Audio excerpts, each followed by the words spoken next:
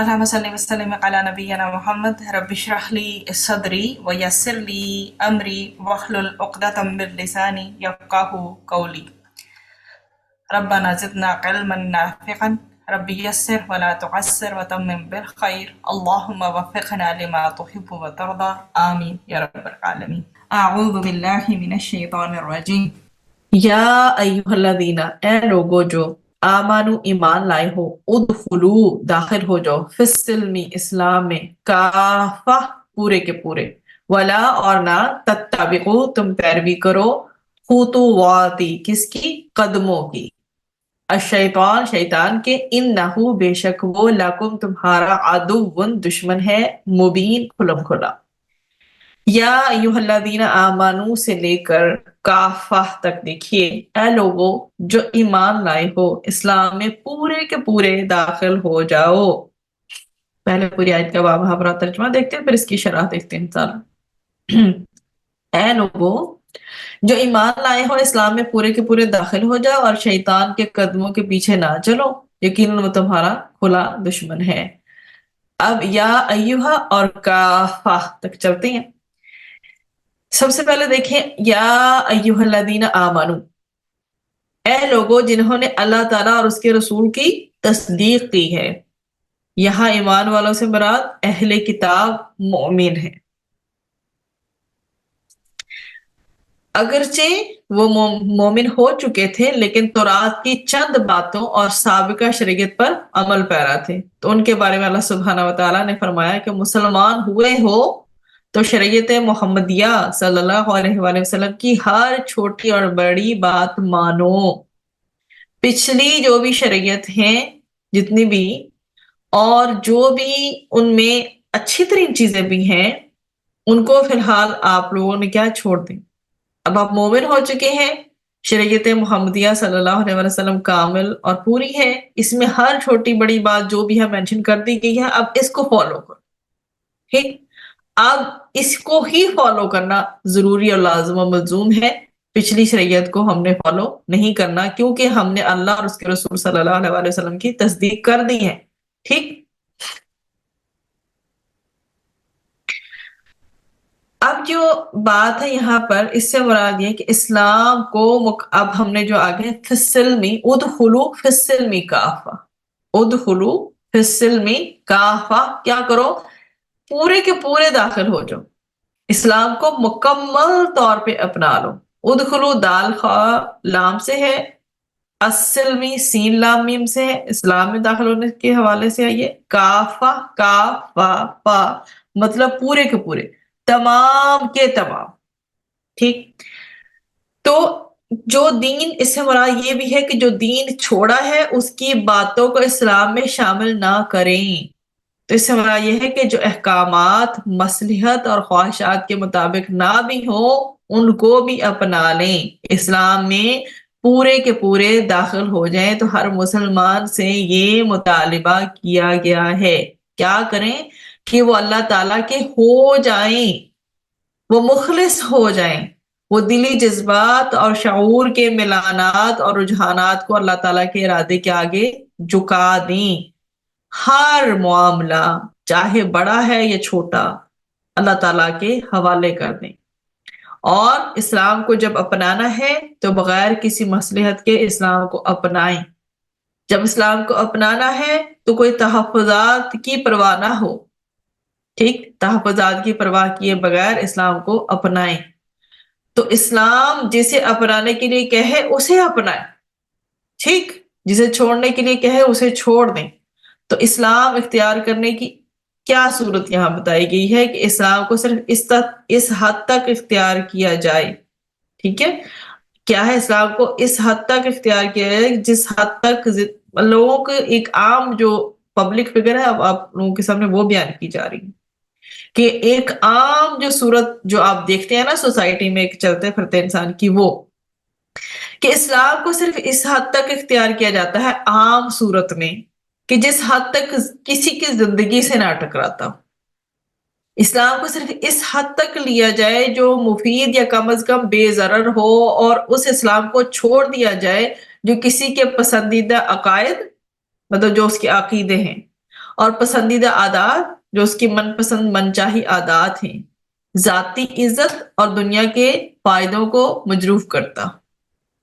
ٹھیک ہے، کہ اسلام کو صرف اس حد تک لیا جائے جو مفید ہو، ٹھیک ہے، جو بے ضرر ہو، اور اس اسلام کو لوگ چھوڑنے کی بات کرتے ہیں یا چھوڑ دیتے ہیں، اس سے کنارہ کش ہو جاتے ہیں جو ان کے عقائد سے ٹکراتا ہو، ان کی پسندیدہ عادات سے ٹکراتا ہو، ان کی ذاتی عزت پہ حرف آتا ہو اس بات پہ، اور ان کو دنیا کے فائدے مجروح ہوتے ہوئے نظر آتے ہوں. تو مومن ایسا نہیں ہوتا. مومن پورے شرح صدر کے ساتھ اسلام میں داخل ہوتا ہے.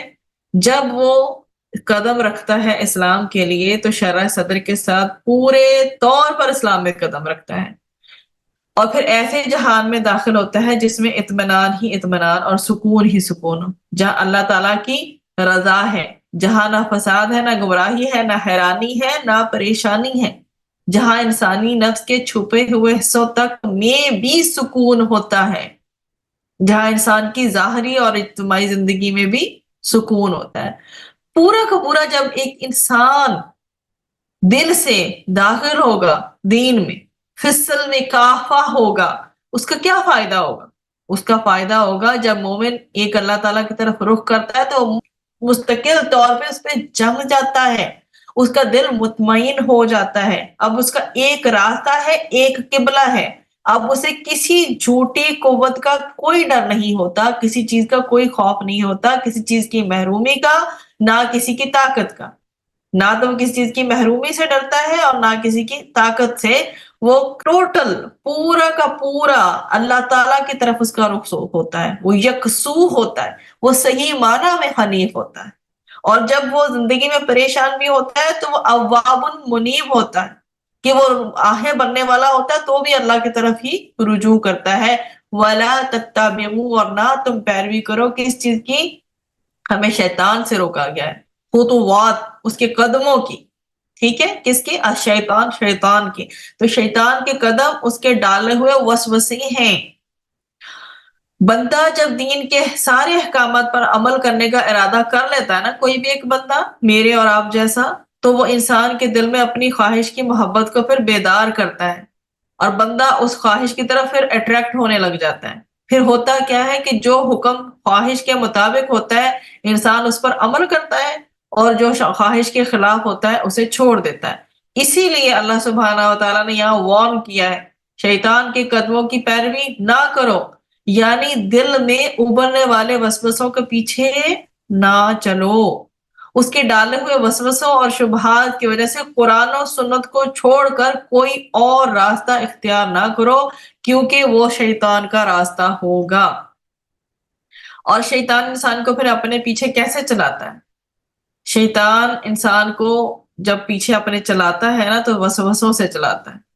اسلام کے خلاف وسوسے ڈالتا ہے اس کے دل میں، وہ رسوم و رواج اور برائیاں خوبصورت بنا کر دکھاتا ہے انسان کو. شیطان کیا کرتا ہے؟ بے حیائی اور برائی کی طرف لے کے جاتا ہے. اور اللہ تعالیٰ ہمیں بار بار کیا حکم دیتے ہیں؟ نماز اپناؤ، نماز ادا کرو، وقت پہ ادا کرو، تمہیں بے حیائی اور برائی سے روکے گی. تو ایسے خیالات کے پیچھے چلنا شیطان کے قدموں کے پیچھے چلنا ہے، جہاں وہ بے حیائی اور برائی کی طرف لے کے جائے گا. اور شیطان کے قدم ہمیشہ اسلام کے مخالف اٹھیں گے، یہ ایک فیکٹ ہے. جو بھی رسوم و رواج کی پابندیاں ہیں آپ کے سامنے، وہ خلاف اسلام ہے. کوئی نیا ہی سلسلہ شروع ہو چکا ہے، اور یہ سارے کے سارے پھر شیطان کے قدموں پہ چلنے والی بات ہے ایک طرح سے. پھر انسان کے لیے کیا کرتا ہے شیطان؟ نئے جال بچھاتا ہے. کیا کرتا ہے کہ برائیوں کو خوبصورت مزین کر کے دکھاتا ہے. برائی کی طرف راغب ہونے والی ہر سوچ دراصل شیطان کا جال ہوتا ہے، شیطان کا قدم ہوتا ہے. اس لیے برائی سوچنا اور برائی کرنا دراصل کیا ہے؟ شیطان کے پیچھے چلنے والی بات ہے. تو جب بھی ایسے خیالات آئے سب سے پہلے اپنے خیالات کو جھٹکیں. تو شیطان کے قدموں کے پیچھے چلنے والا اسلام کو چھوڑ کر دوسرے نظاموں کی طرف چل جاتا ہے، حالانکہ اسلام پورا ایک سسٹم آف لائف ہے. بس یہ کافی ہے، دس از مور دین انف ٹو فالو. تو شیطان کے قدموں کے پیچھے چلنے والا اسلامی جب طور طریقوں کو چھوڑے گا تو ڈیفینیٹلی پھر وہ غیر اسلامی طور طریقوں کو اپنائے گا. تو شیطان کے قدموں کے پیچھے چلنے والا اسلامی طرز زندگی کی بجائے غیر مسلموں کا لائف سٹائل اپنائے ہوئے ہوتا ہے. تو شیطان کے قدموں کے پیچھے چلنے والا عبادات کو سنت کے مطابق انجام نہیں دیتا، اس کو پھر اس چیز کی فکر بھی نہیں ہوتی کہ میں جو کر رہا ہوں کیا وہ عمل مسنون ہے، اس میں اللہ کی رضا مقصود ہے، اللہ کے لیے ہی کر رہا ہوں، کوئی نیت میں ملاوٹ تو نہیں ہو گئی ہے۔ اِنَّهُ لَكُمْ عَدُوٌّ مُبِينٌ، بے شک وہ تمہارا کھلا دشمن ہے۔ تو شیطان سے بچانے کے لیے اللہ تعالیٰ نے پوری کی پوری وضاحت فرما دی ہے کہ وہ تمہارا کھلا دشمن ہے، عدو مبین، کھلم کھلا دشمن ہے۔ تو دشمن سے کون نہیں بچنا چاہتا؟ ہم سب بچنا چاہتے ہیں، تو اس کا ایک ہی طریقہ ہے کیا؟ اپنی خواہشات اور دین دونوں کو دیکھیں، کئی چیزیں ٹکرا تو نہیں رہی، ٹھیک ہے؟ تو اپنی خواہشات کو دین کے تابع کرنا ہے۔ اگر ہم دشمن سے بچنا چاہتے ہیں تو اپنی خواہشات کو دین کے تابع کرنا ہے، بھلائی کے کام کرنا ہے، جن کاموں پر قدرت نہ ہو ان کے لیے بھی کوشش کرنی ہے، اور دین میں مکمل طور پر داخل ہونا ہے۔ دین میں مکمل طور پر داخل ہوئے بغیر شیطان کی دشمنی جو ہے نا، اسے نہیں بچا جا سکتا۔ شیطان کی دشمنی سے بچنے کی ایک ہی طریقہ ہے کہ فِالسِّلْمِ کافہ، اسلام میں پورے کے پورے داخل ہو جاؤ، اس لیے کہ وہ تمہارا دشمن ہے، تم بھی اسے اپنا دشمن بنا لو۔ جب تک ہم اسے عدو مبین سمجھیں گے نہیں نا، تب تک ہم اسے اپنا دشمن گردان نہیں سکیں۔ ہمیں اگر اسے اپنا دشمن بنانا ہے، اس کا ایک ہی سلوشن ہے، فِالسِّلْمِ کافہ۔